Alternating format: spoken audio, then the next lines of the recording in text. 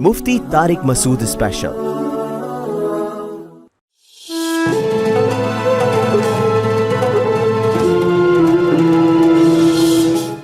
بسم اللہ الرحمن الرحیم۔ السلام علیکم خواتین و حضرات، میں آپ کا میزبان آصف اقبال پروگرام رمضان کریم مفتی طارق مسعود صاحب میں آپ کو خوش آمدید کہتا ہوں۔ میرے معزز مہمان، ان کا تعارف آپ سے کرواتے چلیں۔ شیخ اذمان حمید، السلام علیکم۔ شیخ اذمان بھائی کیا حال ہے؟ وعلیکم السلام ورحمۃ اللہ وبرکاتہ، اللہ کا کرم ہے۔ اور ہر دل عزیز مفتی طارق مسعود صاحب، کیسے ہیں صاحب؟ خیریت سے؟ طبیعت صحیح ہے آپ کی؟ آج کا جو ٹاپک ہے ناظرین وہ ہے توبہ، ایک ایسا ٹاپک جس سے انسان اور اللہ کا جو تعلق ہے وہ مزید مضبوط ہوتا ہے۔ یہ مزید کیسے مضبوط ہوتا ہے اور اس کے کیا طریقے ہیں، کیا اسباب ہیں، اور ان سے کیسے جو ہے ایک امت مسلمہ، ایک مومن مسلمان مرد عورت کو کرنا چاہیے، اس کے لیے تفصیلی بات ہم مفتی طارق مسعود صاحب سے کریں گے۔ تو چلتے ہیں مفتی صاحب کے پاس۔ مفتی صاحب، توبہ اللہ سے تعلق کو کیسے مضبوط کرتا ہے، کیسے قائم کرتا ہے، اور انسان کی پاکیزگی کا کیسے سبب بنتا ہے؟ بسم اللہ الرحمن الرحیم۔ دیکھیں، اسلام دین فطرت ہے۔ اسلام نے ہمیں یہ بتایا ہے کہ اللہ کے کچھ قوانین ہیں، ان کو تم نے فالو کرنا ہے، لیکن ان قوانین کو جب آپ نے فالو کرنا ہے تو اس طرح سے نہیں ہوگا کہ اللہ اور بندے کا رابطہ صرف ایک فارمیلٹی کی حد تک رہ جائے۔ جیسے آپ گورنمنٹ کے لاز کو فالو کر رہے ہوتے ہیں، آپ نے سگنل توڑ دیا، آپ سے غلطی ہوئی، جرمانہ ہوا، اور دے کے آپ نکل گئے آگے۔ تو گورنمنٹ سے بھی عوام کے تعلقات ہوتے ہیں، لیکن وہ تعلقات محبت والے نہیں ہوتے، لیکن ایک تعلقات ہوتے ہیں ماں باپ اور اولاد کے۔ اس تعلق میں آپ کو ملے گا کہ غلطیاں بھی ملیں گی، سوری بھی ملے گا، مار کٹائی بھی ملے گی، محبتیں بھی ملیں گی، یہ نیچرل ہے، اپنائیت بھی ملے گی۔ ہاں، تو اللہ اپنے بندوں سے اسی قسم کا تعلق چاہتا ہے کہ میرے بندے میرے قانون کو فالو کریں، غلطی ہو جائے تو معافی بھی مجھ سے مانگیں، میں ان کو معاف کروں تاکہ میری رحمت کا سکہ قائم ہو جائے، اور لوگ کہیں کہ اللہ بڑا غفور الرحیم ہے، خطاؤں کو معاف کرتا ہے۔ تو یہ ایک ایسا نیچرل ایک وہ ہے نا، بندے اور اللہ کا تعلق کا ایک ایسا نیچرل پروسیس ہے جس سے اسلام کا دین فطرت ہونا بہت زیادہ واضح ہو جاتا ہے۔ سبحان اللہ۔ یہاں تک کہ تمام آسمانی کتابوں میں جو انسانیت کی ابتدا کا تذکرہ کیا گیا ہے، اس میں آدم علیہ الصلاۃ والسلام اور شیطان کا واقعہ تورات میں، انجیل میں، قرآن میں، تینوں کتابوں میں اللہ نے بیان کیا ہے۔ اور اس میں کیا بیان کیا کہ شیطان کو حکم دیا گیا کہ آدم کو سجدہ کرے، اس نے سجدہ نہیں کیا، غلطی ہوئی، اللہ کی طرف سے تنبیہ ہوئی تو بجائے سوری کرنے کے غلطی پہ اکڑتا چلا گیا، اور آج تک اکڑا ہوا ہے۔ آدم علیہ السلام سے بھی خطا ہوئی، درخت حکم دیا گیا یہاں سے نہیں کھانا، آپ نے کھا لیا، اللہ نے تنبیہ کی کیوں کھایا، آدم نے کیا کیا ہے، اللہ معافی چاہتا ہوں۔ آدم اور حوا نے مل کے توبہ کی علیہم السلام، ربنا ظلمنا انفسنا وان لم تغفر لنا وترحمنا لنکونن من الخاسرین، ہم سے غلطی ہو گئی۔ اس واقعے کو قرآن متعدد جگہ بیان کرتا ہے، یعنی یہ بتا دیا گیا کہ تمہارے خمیر میں غلطی رکھ دی گئی ہے، کیونکہ ہم سب آدم سے بنے نا، اور آدم علیہ السلام مٹی سے۔ جنت میں ان سے خطا ہو رہی ہے جہاں خطا کا کوئی لاجک ہی نہیں بنتی نا، خطا تو دنیا میں ہو انسان سے پیٹ کے لیے، خواہشات کے لیے، وہاں ان سے جنت میں خطا ہو رہی ہے، جبکہ تمام چیزیں موجود ہیں، ہر خواہش پوری ہو رہی ہے، اللہ نے منع کیا یہاں نہیں جانا، صرف ایک حکم کی تعمیل نہیں ہو، حالانکہ باقی سارا نقشے۔ لیکن آدم علیہ السلام ایسا روئے ہیں کہ ثم اجتباہ ربہ فتاب علیہ وہدی، اللہ کہتے ہیں جیسے پہلے تھے ویسے ہی بنا دیا، اتنا ہی مقرب بنا دیا۔ تو اس سے پتہ چلتا ہے جیسے اسلام میں نماز فرض ہے، روزہ فرض ہے، والدین کے ساتھ حسن سلوک فرض ہے، ایسے ہی اسلام میں توبہ بھی ایک حکم ہے۔ یا بنی آدم کلکم خطاؤن وخیر الخطائین التوابون، اے بنی آدم تم میں سے ہر شخص غلطی کرے گا، بہترین غلطی کرنے والے وہ ہیں جو غلطی کریں اور توبہ کریں، سوری کر لیں، معذرت کر لیں۔ تو کیونکہ اللہ کو انسان میں تواضع پسند ہے، تکبر پسند نہیں ہے، سوری کرنے والا، معذرت کرنے والا جھک جاتا ہے، اور جس کی گردن میں سریا ہوتا ہے نا وہ غلطی کرتا ہے اور اکڑ جاتا ہے۔ تو یہ چیز اللہ کو پسند نہیں ہے، تواضع اللہ کو پسند ہے، اس لیے اسلام میں توبہ کی بڑی ویلیو ہے۔ صاحب یہاں پر ہمارے ساتھ ایک کالر بھی دیے ہیں۔ السلام علیکم، کون صاحب کہاں سے؟ السلام علیکم، میرا نام اجاز ہے۔ وعلیکم السلام، اجاز بات کر رہا ہوں۔ سوال کریں آپ۔ جی مفتی صاحب، یہ سوال کرنا تھا جی کہ اگر وہ حق مہر کے لحاظ سے جی میں سوال کر سکتا ہوں؟ ہاں بات ویسے توبہ کی چل رہی ہے لیکن آپ حق مہر پہ آ گئے ہیں, چلیں خیر. اگر حق مہر جیسے میری بیوی کے اوپر ہے, جی تو جس دور میں مطلب وہ حق مہر رکھا ہے, تو اب میں بہت دن کے بعد یا سال 2 4 5 سال کے بعد دے رہا ہوں, تو کیا یہ اس دور کے حساب سے دینا پڑے گا یا اسی جو فکس ہوا ہے اسی حساب سے؟ دیکھیں جو طے ہوا ہے اسی حساب سے دینا پڑے گا. اگر آپ نے کرنسی میں حق مہر رکھا تھا 50,000 تو وہ ساری زندگی 50,000 ہی رہے گا. سونے میں رکھا تھا تو جتنے گولڈ طے ہوا تھا 1 تولہ 2 تولہ 3 تولہ تو وہ تولہ ہی رہے گا. ڈالر میں رکھا تھا تو وہ ڈالر ہی رہے گا. تو وہ قیمت کے اوپر نیچے جانے سے مہر چینج نہیں ہوتا. ویسے یہ ٹاپک توبہ کا چل رہا ہے, اگر توبہ سے متعلق سوال کرتے تو زیادہ خوشی. چلیں جزاک اللہ, آپ کے کال کرنے کا بہت شکریہ. اچھا تو جی اچھا صاحب, یہاں پر ایک چیز یہ ہے کہ ایک انسان سے گناہ سرزد ہوتے ہیں. آدم علیہ السلام سے بھی ہوئے, اللہ نے توبہ ان کی قبول کی. تو ایک گناہ میں کتنی دفعہ ہم توبہ کر سکتے ہیں؟ دیکھیں پہلی بات تو یہ کہ گناہ کی نیت سے توبہ کی نیت سے گناہ کرنا کوئی عقل مندی کا کام نہیں ہے. آپ کی گاڑی کا ایکسیڈنٹ ہو جاتا ہے, آپ ریپیئر کرواتے ہیں, ڈینٹر کے پاس جاتے ہیں, ڈینٹنگ پینٹنگ جہاں سے ہوا ہے. لیکن دنیا میں کوئی ایسا بیوقوف نہیں ہے جو اس نیت سے گاڑی ٹھوک دے کہ میں بعد میں ریپیئر کروا لوں گا. ٹھیک ہو گیا, کلیئر ہو گئی بات. آپ زخمی ہو جاتے ہیں, آپ علاج کراتے ہیں.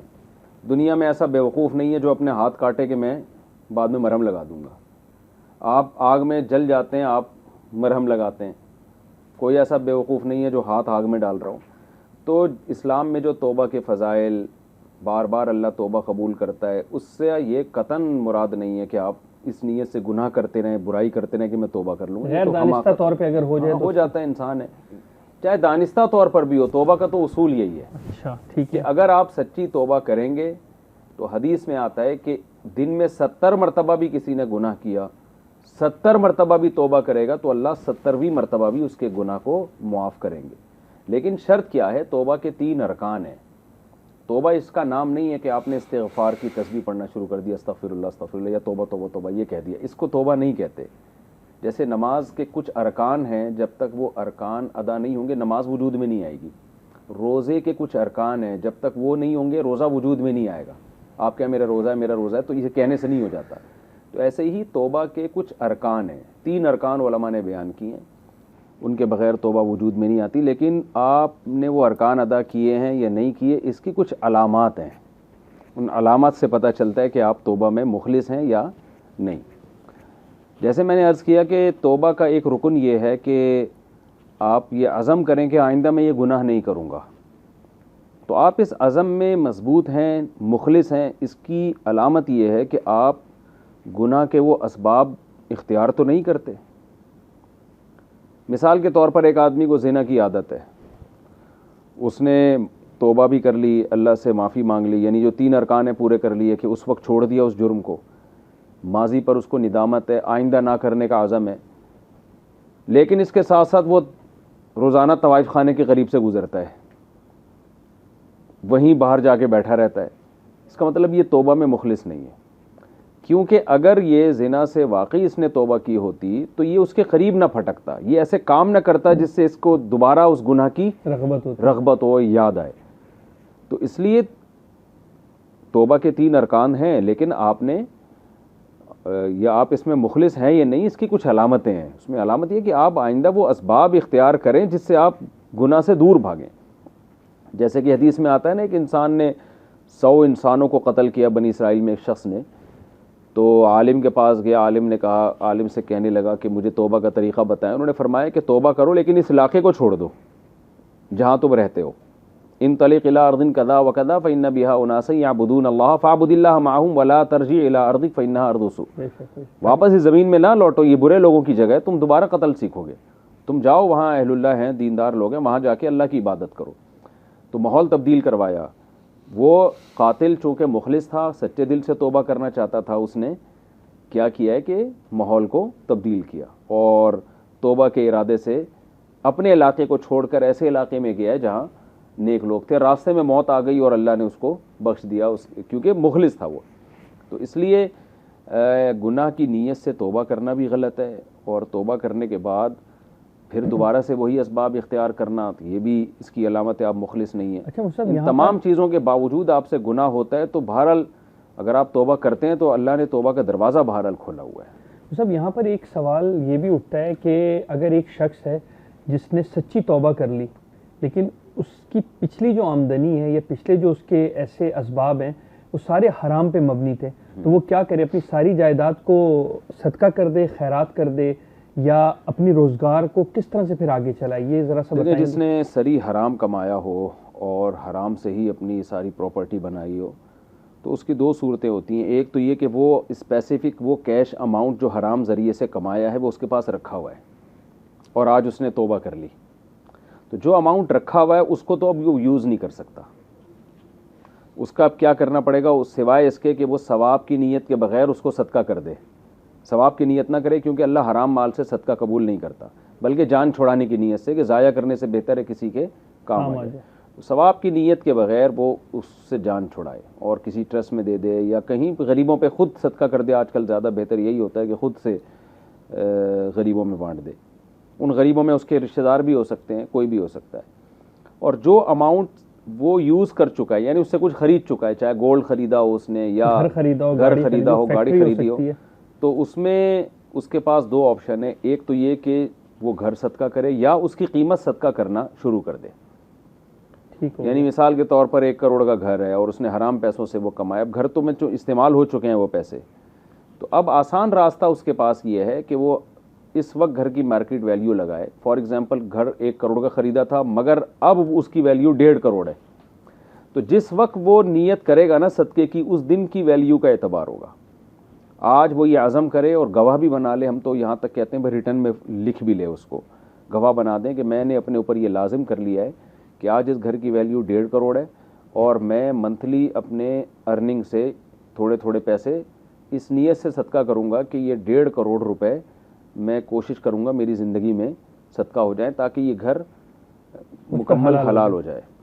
تو جب وہ نیت کرے گا اور تھوڑا تھوڑا اماؤنٹ صدقہ کرنا شروع کر دے گا تو یہ گھر اس کے لیے حلال ہو جائے گا، کیونکہ گھر نہیں تو اس کی قیمت وہ صدقہ کر رہا ہے۔ تو یہ نہیں کہ جب کر کے فارغ ہوگا تو گھر حلال ہوگا، جب یہ کام شروع کر دے گا اور اپنے ذمے لے لے گا کہ 1.5 کروڑ کا فار ایگزامپل اس نے اپنے آپ کو مخروض بنا لیا، تو اسی وقت سے اس کے لیے وہ فیکٹری ہو یا گاڑی ہو یا بزنس ہو، سب کا یہی حکم۔ اچھا مفتی صاحب، اور کہ اس کی قیمت صدقہ کرنا اپنے ذمے لازم کر لے۔ سوال میں ایک چیز، اور اس نے اس گناہ کے لیے اللہ سے معافی مانگ لی اور یہ اس نے اپنی نیت کر لی جو آپ نے اکارڈنگلی آپ نے جو بتائی، اس ڈیوریشن میں اس کی ڈیتھ ہو جاتی ہے جی، تو کیا پھر اس کے وارثوں پر لازم ہوگا، وارثوں پر لازم ہوگا کہ اس کے ان کے جو والد کی جو اماؤنٹ گناہ شو نہیں ہو جائے گا اگر اس نے اس گناہ پہ پردہ رکھا ہوا ہو؟ نہیں، دیکھیں شریعت میں توبہ جو ہے نا، آج کل بہت سے لوگ کہتے ہیں صرف اللہ سے توبہ کر لینا کافی ہے، ایسا نہیں ہے۔ توبہ کرنے کے ساتھ آپ کو وہ حق بھی ادا کرنا پڑے گا۔ آپ نے رمضان کا روزہ چھوڑا، توبہ بھی کریں گے، توبہ سے یہ ہوگا کہ وقت پہ جو آپ نے نہیں رکھا اس کا گناہ معاف ہوگا، لیکن قضا بھی کرنی پڑے گی۔ نماز آپ نے چھوڑی، پوری امت کا اجماع ہے، تو اب کچھ لوگ پیدا ہو گئے ہیں جو یہ دعویٰ شروع کر دیا کہ قضاء عمری نہیں ہے اسلام میں، حالانکہ اس پر تو پوری امت کا اجماع ہے کہ نماز اگر آپ نے قضا کی ہے، حدیث سے بھی یہ بات ثابت ہے، تھوڑی نمازیں ہو زیادہ نمازیں ہو کوئی فرق نہیں ہے، آپ کو توبہ بھی کرنی ہے۔ توبہ سے یہ جرم معاف ہوگا کہ وقت پہ نہیں جو آپ نے نہیں پڑھی تھی نا، وہ بھی تو بڑا جرم کیا تھا نا، ان الصلاۃ کانت علی المؤمنین کتابا موقوتا، نماز مومنین پر مقررہ اوقات میں فرض ہے، آپ نے وقت میں کیوں نہیں پڑھی؟ تو یہ جرم تو معاف ہو جائے گا، لیکن نماز ذمے سے ساقط نہیں ہوتی، وہ قضا کرنی پڑے گی آپ کو۔ ہمارے نبی صلی اللہ علیہ وسلم سے کہیں بھی ثابت نہیں ہے کہ آپ کی جیسے آنکھ نہیں کھلی تھی نماز ضائع ہو گئی تھی۔ بعض دفعہ ہوتا ہے کہ آنکھ نہیں کھلی تو جنگ میں ایسا ہوا، تو ہمیشہ قضا ہے، تو چاہے وہ حقوق العباد ہوں یا حقوق اللہ ہوں، تو وہ آپ نے ایسا قرضہ لیا کسی سے، معافی مانگ لی، تو وہ کہہ کہ ٹھیک ہے یار ٹائم پہ نہیں دیا اب دے دو، آپ کہیں دوں گا تو اب بھی نہیں، میں تو یہ تو نہیں ہوتا، درمی ہو جائے گی۔ تو اللہ کا حق ہو یا بندوں کا حق ہو، جو حقوق آپ کے ذمے واجب ہوتے ہیں تو وہ آپ نے حرام کمایا ہے، اور جو چیزیں حرام موجود ہیں آپ کے پاس تو اس کو تو جیسے آپ نے چوری کے پیسے آپ کے پاس رکھے، میں ایک مثال دے رہا ہوں، 1 لاکھ روپے چوری کر کے آیا، اب آپ نے چوری سے توبہ کر لی، توبہ کی تکمیل میں ہے کہ یہ 1 لاکھ روپے جس سے چوری کیا اس کو واپس تو کریں نا، اس کو آپ واپس نہیں کر رہے اور توبہ کر رہے ہیں آپ، اور کہہ رہے میں یہ کھاؤں گا چونکہ میں نے توبہ کر لی ہے، تو ایسا نہیں ہوتا، اس کو وہ پیسے آپ کو لوٹانے پڑیں گے، اور یہ توبہ کی علامت ہوگی کہ آپ واقعی مخلص ہیں، کہ واقعی توبہ میں آپ کیا ہیں، مخلص ہیں۔ مفتی صاحب آپ سے میرا سوال ہے، ایسے وہ کون سے گناہ ہیں جن کی معافی مطلب معافی اگر ہم وہ گناہ مطلب ہم سے سرغرض ہو گئے تو اس کی معافی جو ہے وہ مانگے بغیر اس سے جان نہیں چھوٹے گی؟ اس قسم کا یہ تو ہر گناہ ایسا ہی ہے. قاعدہ اللہ کا یہی ہے, قانون یہ ہے کہ اگر ان الذین یکسبون الاثم سیجزون بما کانوا یقترفون, جو بھی گناہ کما رہا ہے اس کو عن قریب بدلہ ملے گا, اس کا سزا ملے گی, الا یہ کہ وہ توبہ کرے. یہ آخرت میں سزا ملے گی لازمی, دنیا میں کبھی ملتی ہے کبھی نہیں ملتی. بعض دفعہ تو گناہگار زیادہ پنپ رہے ہوتے ہیں دنیا میں. تو یہ تو ہر گناہ کے بارے میں ہے کہ سزا ملے گی. قاعدہ یہی ہے, اللہ کسی کو اپنی رحمت سے معاف کرنا چاہے تو اس پہ کون زور چلا سکتا ہے, لیکن جب آپ اس گناہ سے توبہ کر لیتے ہیں تو اللہ کا وعدہ ہے اس کی سزا نہیں دوں گا میں. سچی توبہ جو میں نے بتایا کہ اس کے وہ ارکان ہیں. اچھا, اس سے ریلیٹڈ مفتی صاحب ایک سوال اور ہے کہ کوئی انسان کسی انسان کی غیبت کرتا ہے, تو غیبت جس کی کر رہے اس کو تو نہیں پتا, تو آیا اس سے اس کی معافی کیسے ملے گی؟ وہ ڈائریکٹ اللہ سے معافی مانگ لے یا اس سے اس کی غیبت کی معافی اس کے پاس جا کے مانگے تب جا کے اس توبہ سے جان ملے گی؟ جی, حقوق العباد میں تو قاعدہ یہی ہے کہ جس کا دل دکھایا اس سے بھی معافی مانگنا ضروری, جس کی حق تلفی کی ہے اس کا حق ادا کرنا بھی ضروری. لیکن غیبت میں علماء نے یہ بات لکھی ہے کہ اگر آپ نے کسی کی غیبت کی ہے تو پھر آپ صرف اللہ سے توبہ کر لیں, اور جس کے سامنے غیبت کی ہے نا تلافی اس طرح سے کریں اس نقصان کی کہ اس آدمی کی تعریف کر دیں اور یہ بتا دیں کہ میں نے غلط غیبت کی تھی, لیکن جس بندے کی غیبت کی ہے اس کو نہ بتائیں, اس لیے کہ اس سے دشمنی اور بڑھے گی, اس کے دل میں اور نفرت پیدا ہوگی. مثال کے طور پر آپ کی کوئی غیبت کرتا ہے, بعد میں آپ کو آ کے بتا رہا ہے کہ عثمان بھائی میں نے آپ کی غیبت کی تھی, آپ دل میں سوچتے رہیں پتہ نہیں کیا بولا تھا یار اس نے میرے بارے میں, بھائی آپ اس کو گریبان پکڑ لو گے, یار تو کیوں میرے بارے میں تو نے ایسا, تو اس سے یہ حکمت کے خلاف ہے. تو اس لیے جس کی غیبت کی ہو اس کو جا کے نہ بتایا جائے کہ میں نے آپ کی غیبت کی ہے. بلکہ یہاں بھی ہے کہ آپ نے کسی کی چوری کی تو اس کو یہ جا کے نہ بتائیں کہ میں نے چوری کی ہے, یہ آپ پیسے لے لیں, تو وہ تو اللہ معاف کر دیتا ہے, انسان تھوڑی معاف کرتے ہیں, انسان تو ہمیشہ دل میں رکھتے ہیں. تو ایسے کوئی حق تلفی ہوئی ہے تو آپ اس کے پیسے لوٹا دیں گفٹ کے نام پہ, ہدیے کے نام پہ. یہ نہ بتائیں کہ میں نے آپ کی پینٹ سے پیسے چرائے تھے, بلکہ گفٹ کر کے کسی طریقے سے یہاں پر ایک کالر ہے, کال لے لیتے ہیں. السلام علیکم, کون کہاں سے؟ جی السلام علیکم, حسین عالم شاہ بات کر رہا ہوں. ذرا زور سے بولیں گے, کون صاحب بات کر رہے ہیں؟ حسین عالم شاہ بات کر رہا ہوں کراچی سے. جی جی حسین بھائی. مفتی صاحب سے میرے دو سوال ہیں. جی جی جی بولیں, بالکل بولیں. مفتی صاحب آپ کو میں بہت بہت مبارکباد پیش کرتا ہوں, آپ کے 2.8 ملین فالوور ہو گئے یوٹیوب چینل پر. اچھا ماشاء اللہ. اور آپ کی بتائے ہوئے بیان وہ صرف ایک کمیونٹی یا ایک صرف اور صرف اسلام ہی نہیں سن رہے اسلامی ممالک میں, بلکہ پوری مملکت کے ساتھ ساتھ اور پاکستان کے علاوہ بھی لوگ اس کو سن رہے ہوتے ہیں. جی تو آپ کے بیان سے لوگ فائدہ بھی اٹھاتے ہوں گے ڈیفینیٹلی, اور کچھ لوگوں کی بتائے ہوئے طریقے پہ جو جیسے آپ بیان کرتے ہیں اس میں کبھی کبھار ایسا بھی ہوتا ہے کہ آپ کے بیان سے کسی کو اگر دل آزاری ہوتی ہے کسی کمیونٹی کی اور وہ ٹارگیٹ ہوتی ہے, اور ان کے ہزاروں لاکھوں ممبر جو فالوور ہیں جن کو وہ بہت دل میں ان سے محبت کرتے ہیں, جن کے فالوور ہیں, ان کی آپ سے اگر گستاخی ہوتی ہے تو کیا آپ ان سے معافی مانگتے ہیں یا صرف اور صرف خدا سے معافی مانگتے ہیں؟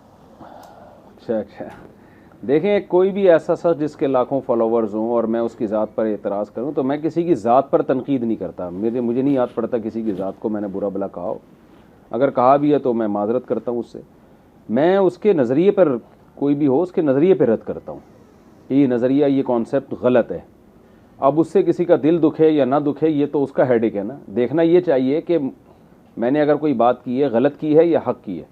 اگر حق بات کی ہے تو بھئی دل, سب سے زیادہ دل تو پھر پیغمبر صلی اللہ علیہ وسلم کی توحید کی تعلیمات سے ابو جہل کا دکھا تھا, اور یہ جو عرب کے رؤسا تھے ان کا دل دکھا تھا. تو دل دکھنے کا, دل دکھانے کے لیے کوئی بیان دینا یہ تو ٹھیک نہیں ہے. لیکن اگر آپ ایک حق کو بیان کر رہے ہیں, اس سے کسی کا دل دکھ رہا ہے تو وہ اس کو دل کا علاج کرانا چاہیے نا. اس میں نہ سوری بنتا ہے نہ معذرت بنتی ہے. اس میں تو یہ ہے کہ بھائی کیوں, آپ اس کی بات کو فوکس کرو, اس کی بات اگر صحیح ہے تو آپ مانو اس کو, آپ کا دل تو خوش ہونا چاہیے ایسی بات سے. مفتی صاحب ایک اور آپ سے سوال ہے, حقوق العباد میں بندے کو معافی کے لیے کیا اس بندے سے جا کر اس کے لیے مطلب اس سے اس پہ ڈسکس کرنا چاہیے کہ یار میرے سے مطلب یہ چیز ہوئی ہے تو معافی اس میں ملے گی, یا کیا اس کا کوئی تھوڑا سا طریقہ آپ گائیڈ کریں؟ یہاں پر ایک کس طریقے اور سے ایڈ کر دوں, ایک گناہ جو ہے جو اذان بھائی نے کہا ہو جاتا ہے, چوری کر لیتا ہے کوئی, لیکن جب اسے احساس ہوتا ہے کہ میں نے چوری کر لی ہے تو اور اسے مالک کا پتہ بھی نہیں ہوتا, تو پھر وہاں پر بھی یہ کیسے؟ دیکھیں مالک کا اگر پتہ ہے پھر تو وہ پیسے مالک تک لوٹانا لازمی ہے. یہ نہیں کہہ کہ میں نے چوری کی تھی, بلکہ گفٹ کے نام پہ, ہدیے کے نام پہ چپکے سے جا کے اس کے جیب میں ڈال دے, کچھ بھی کر لے, لوٹانا ضروری ہے. وہ اس کا انتقال ہو گیا تو اس کے وارثوں کو لوٹائے. جہاں پتہ ہی نہیں ہے مالک کا کون تھا تو پھر ایسی صورت میں وہ رقم صدقہ کر دے مالک کی نیت سے کہ اللہ میں جو جس مالک کی یہ رقم تھی اس کی نیت سے میں صدقہ کر رہا ہوں. بعض لوگ چوری سے توبہ کرتے ہیں, بہت بڑی اماؤنٹ ان کے ذمے ہوتی ہے, تو یکمشت صدقہ نہ کریں, تھوڑا تھوڑا کر کے کر دیں. ہر مہینے کچھ اماؤنٹ اپنی حیثیت کے مطابق نکال دیا کریں کہ جو بھی میں نے حرام کھایا اس میں سے میں یہ چیز نکال رہا ہوں. تو اللہ غفور الرحیم ہے, کچھ کرے, یعنی ہلے جلے تھوڑا سا. مفتی صاحب ایک اہم اور سوال ہے آپ سے. کچھ لوگ مطلب کچھ خواتین حضرات اور مطلب یہ کہتے ہیں کہ ہمارے ماں باپ نے یا ان کے والدین نے کوئی ایسے گناہ سرزد کیے اور وہ تکلیفیں ان اولاد کے اوپر آ رہی ہوتی ہیں, تو وہ اکثر اس چیز کو اس سے ریزمبلنس کرتے ہیں کہ ان کے گناہوں کا کفارہ ہم ادا کر کے جا رہے ہیں. تو مطلب کیا ان کے گناہ, ان کا کچھ کرنا, ان کی اولاد کے آگے آنا, کہ مطلب اس کا تھوڑا سا آتا ہے لا تزر وازرۃ وزر اخرى, کوئی کسی کا بوجھ نہیں اٹھائے گا.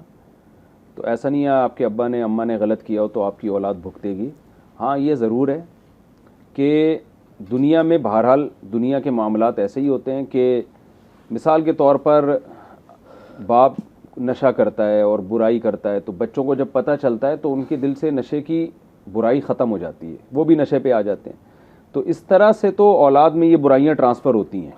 اچھے ماں باپ کے بچے عموماً اچھے ہوتے ہیں, برے ماں باپ کے بچے عموماً برے ہوتے ہیں. اس طور پر تو یہ چیز ٹرانسفر ہوتی ہے, بے برکتی بھی ہوتی ہے.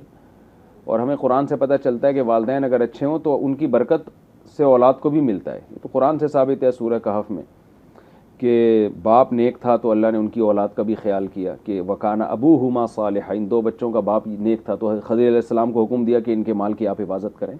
تو برکت تو ٹرانسفر ہوتی ہے, اس میں تو دو رائے نہیں ہو سکتی. تو لیکن گناہ نہیں ہوتا ٹرانسفر, گناہ نہیں ہوتا. گناہ بئی معنی نہیں ہوتا کہ باپ نے گناہ کیا ہو تو لازمی بچہ سے اللہ کوئی گناہ کروائیں گے, ایسا نہیں ہوتا. اس کے اختیار میں اس پہ جو سخت ٹائم آ رہا ہے وہ اس کے باپ کا گناہ کا ازالہ, ماں کا گناہ کا ازالہ نہیں ہے. بچے پہ جو سخت ٹائم آ رہا ہے اس کے باپ کے گناہوں کا عذاب ہے, ایسا نہیں ہے. اللہ کسی کی سزا کسی کو نہیں دیتے, اللہ تعالیٰ تو عدل انصاف والے ہیں. یہ ضرور ہے کہ باپ کی نیکی کی جزا بچوں کو بھی مل جاتی ہے, لیکن باپ کے گناہوں کا وبال جو ہے وہ بچے ادا نہیں اس طور پر کہ بچے بھی گناہ گار ہوں, یہ نہیں ہوتا. وہ اپنے اختیار سے ہوں گے جو بھی ہوں. صاحب کوئی ایسا گناہ ہے جس کی توبہ قبول ہی نہیں ہو اللہ کی بارگاہ میں؟ کوئی ایسا گناہ نہیں ہے جس کی توبہ قبول نہ ہو. سب سے بڑا گناہ شرک ہے, لیکن اگر کوئی زندگی میں اس کی بھی توبہ کر لیتا ہے تو اللہ اسے بھی معاف کر دیتا ہے. کوئی ایسا گناہ نہیں. اور یہاں پر ہاں یہ ضرور ہے کہ بعض گناہ ایسے ہیں کہ جن کی نحوست ایسی پڑتی ہے کہ توبہ کی توفیق ہی سلب ہو جاتی ہے. جیسے قرآن میں, حدیث میں بھی آتا ہے, قرآن میں بھی, ختم اللہ علی قلوبہم, اللہ نے ان کے دلوں پہ مہر لگا دی ہے. فرعون نے جب بے انتہا ظلم کیا تو موسیٰ علیہ السلام نے بد دعا کی کہ اللہ ربنا اشدد علی اموالہم واشدد علی قلوبہم ربنا طمس علی اموالہم واشدد علی قلوبہم فلا یؤمنوا حتی یروا العذاب العلیم. اللہ اس کے مال کو بھی ہلاک کر دے اور اس سے توبہ کی توفیق بھی چھین لے, اس کے دل کو سخت کر دے. ٹھیک ہو گیا. بعض گناہ ایسے ہوتے ہیں کہ جب آپ پراپر کرتے کرتے کرتے دل سیاہ ہونا شروع ہو جاتا ہے. حدیث میں آتا ہے جب انسان ایک گناہ کرتا ہے دل پہ ایک سیاہ نقطہ پڑ جاتا ہے, توبہ کرتا ہے وہ ختم ہو جاتا ہے. لیکن اگر توبہ نہیں کرتا تو دوسرا نقطہ, تیسرا نقطہ, ہوتے ہوتے دل بالآخر کالا ہو جاتا ہے, پھر توبہ کی توفیق ختم ہو جاتی ہے. تو توبہ کی توفیق ہی نہ ملے تو ایک الگ بات ہے, لیکن توبہ کی توفیق مل رہی ہے تو اللہ سے امیدیں ہیں کہ جو توبہ کرے گا بڑے سے بڑا جرم بھی اللہ معاف کر دے گا, لیکن یہ موت سے پہلے ہے. اچھا صاحب, بعض گناہ ایسے ہیں جو لوگ نیکی سمجھ کر رہے ہوتے ہیں آج کل کے معاشرے میں, تو وہ پھر کیا کریں؟ بس دیکھیں, شیطان نے جب دیکھا نا کہ لوگ گناہ کر کے توبہ کر لیتے ہیں تو اس نے پینترا بدلا. اس نے کہا ان سے ایسے گناہ کرواؤ جس گناہ کو یہ نیکی سمجھ کے کریں. جب نیکی سمجھ کے کریں گے تو توبہ ہی نہیں کریں گے. جیسے بدعت ہے, نبی صلی اللہ علیہ وسلم نے فرمایا جس نے ہمارے دین میں کوئی نئی چیز ایجاد کی جس پر ہمارا عمل نہیں تھا تو وہ مردود ہے. تب بدعتی کیا کرتا ہے؟ دین میں نئی چیز لاتا ہے اور اس کو شریعت سمجھ کے عمل کر رہا ہوتا ہے، حالانکہ وہ شریعت کا حصہ نہیں ہوتی، اس کو بدعت کا گناہ مل رہا ہے. تو بدعتیں ایسی چیزیں ہیں، قرآن کہہ رہا ہے الذین ضل سعیہم فی الحیات الدنیا وہم یحسبون انہم یحسنون صنعا. بہت سے لوگ ایسے ہیں جو دنیا میں سمجھ رہے ہوتے ہیں بہت اچھا کر رہے ہیں، حالانکہ ان کے سب عمل برباد ہو رہا ہوتا ہے. یہ بڑی ایک بدقسمتی کی بات ہے کہ آپ برائی کو اچھائی سمجھ کے کرنا شروع کر دیں. تو ایسی برائی پر پھر آپ کو توبہ کی توفیق ملتی نہیں، آپ تو اس کو اچھا سمجھ رہے ہیں، تو کہاں سے ملے گی توفیق؟ سب آج کا جو پیغام ہے وہ کیا دینا چاہیں گے اس ٹاپک؟ بس دیکھیں پیغام توبہ کے حوالے سے یہی ہے، قل یا عبادی الذین اسرفوا علی انفسہم لا تقنطوا من رحمت اللہ. اللہ کا پیغام ہے کہ اب تک زندگی میں جتنے بھی گناہ کیے ہوں آئندہ اپنے آپ کو تبدیل کر لو، موت کا کوئی پتہ نہیں ہے کب آ جائے. بڑھاپے کے لیے توبہ کو مؤخر نہ کریں. اللہ نے فرمایا کہ توبہ کرو وانیبوا الی ربکم، اور اپنے رب کی طرف مائل ہو جاؤ. تو اب تک جو زندگی جتنا دیر کریں گے توبہ کرنے میں، توبہ اتنی مشکل ہوتی چلی جائے گی. تو اس لیے جتنا جلدی ہو سکے توبہ کر لینی چاہیے، اور جوانی میں توبہ کرنا یہ پیغمبروں کا شیوا ہے. سبحان اللہ. ناظرین توبہ کریں اور اللہ سے اپنا تعلق مضبوط کریں. اس پروگرام کا اختتام ہم یہیں کرتے ہیں. انشاءاللہ کل پھر کسی اور ٹاپک کے ساتھ ملاقات ہوگی. تب تک کے لیے مجھے اور مفتی صاحب اور میرے معزز مہمان اذمان بھائی کو اجازت دیجیے. اللہ حافظ.